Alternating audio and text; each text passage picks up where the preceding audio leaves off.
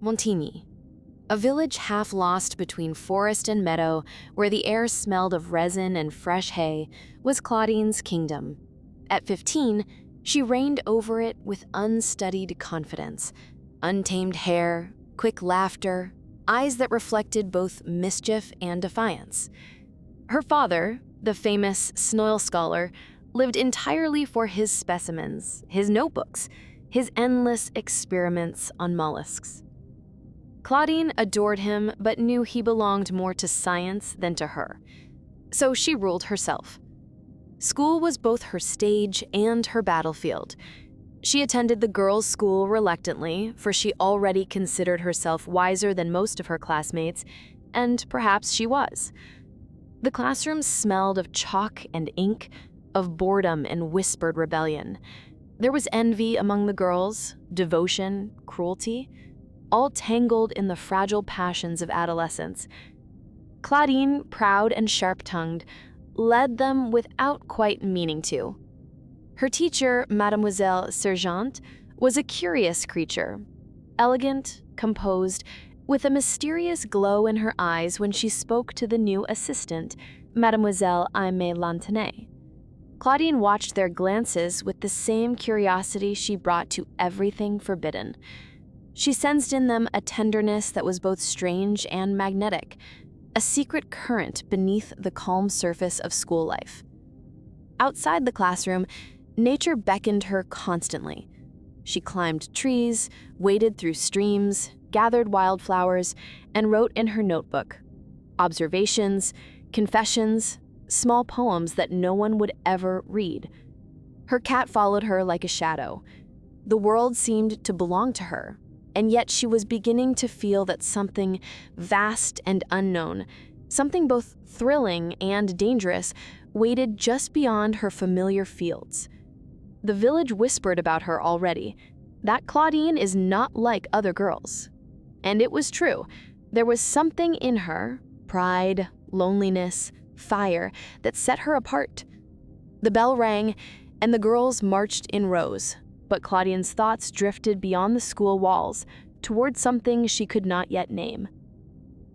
It began with a gaze, Mademoiselle Amy's eyes lingering too long on Mademoiselle Sergeant's face, a blush that rose and vanished like morning mist.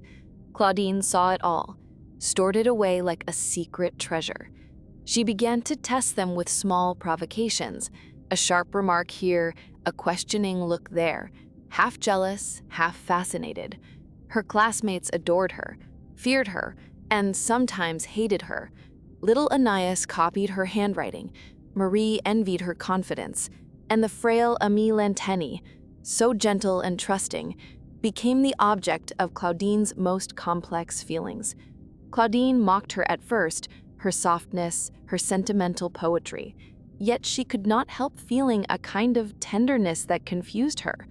School life pulsed with rivalry and curiosity. The examinations approached, and tension thickened the air. But beneath the surface, a subtler drama unfolded. Mademoiselle Sergeant's favoritism toward Emmy grew obvious, and whispers began among the students. Claudine's sharp eyes missed nothing. She recorded everything in her secret notebook, describing her teacher's glances, the faint scent of violets Emmy wore, the way their hands brushed when passing papers. In those moments, Claudine felt something awaken within her, an awareness of the power that beauty and affection could wield.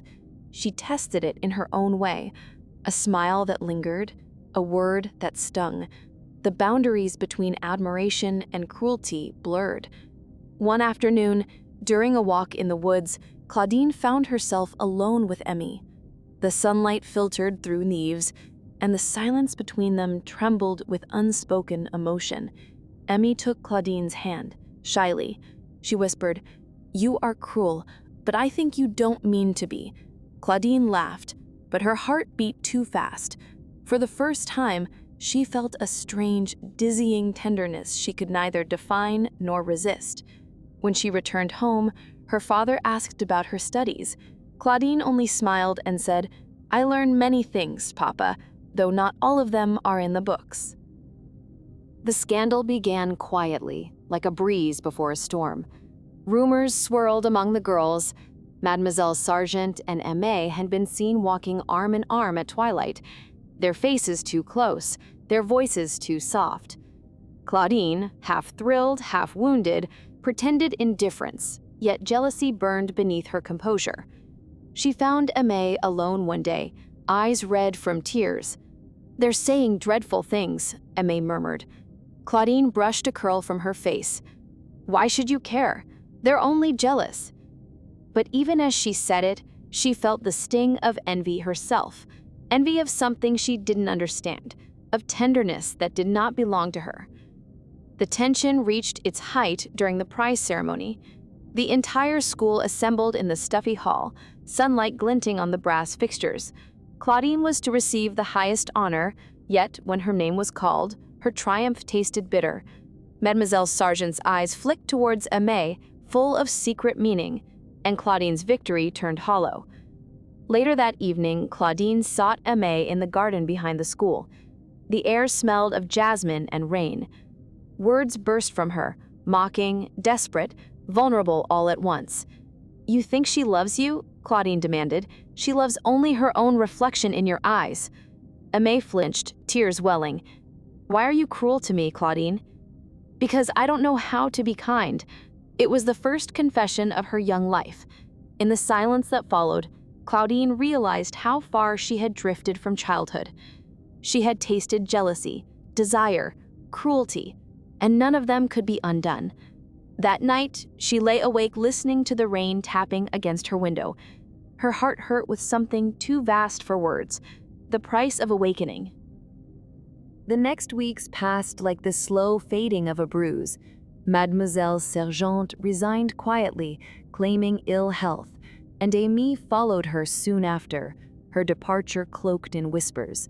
The school resumed its routines, yet a sense of loss hung in the air. Claudine tried to laugh again, to mock, to lead her little kingdom as before, but the laughter came harder now. The innocence that had once armored her had cracked. She felt both older and lonelier. One afternoon, she wandered to the edge of the forest where the wild orchids grew.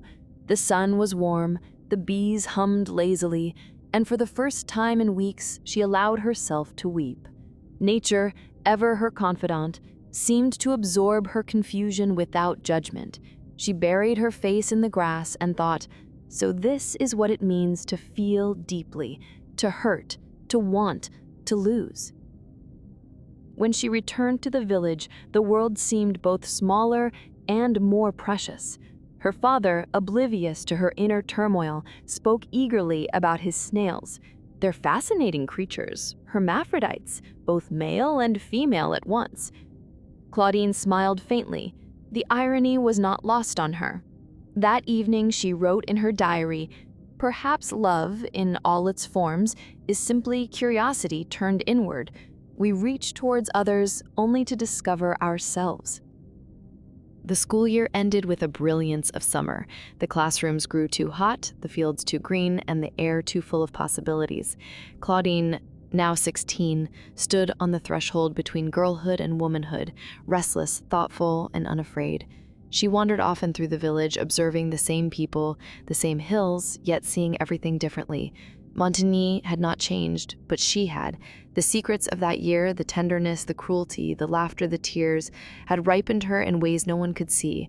At the closing ceremony, as the younger girls sang their songs, Claudine looked around the classroom one last time. The desks, the chalk dust, the faint smell of violets where Aimée once stood, all of it felt like the fading echo of a dream. When her name was called, she accepted her final prize with composure. She no longer needed the approval of her teachers or her classmates. Her eyes sought only the open window, the shimmer of sunlight beyond it. That evening, she wrote her last entry of the year. "The world is wide, and I am not afraid of it. If love can wound, it can also awaken. I will not belong to anyone but myself." The bell rang one last time. Claudine walked out of the schoolyard, the dust rising behind her steps. Ahead lay the summer, her father's garden, and the vast unwritten pages of her life.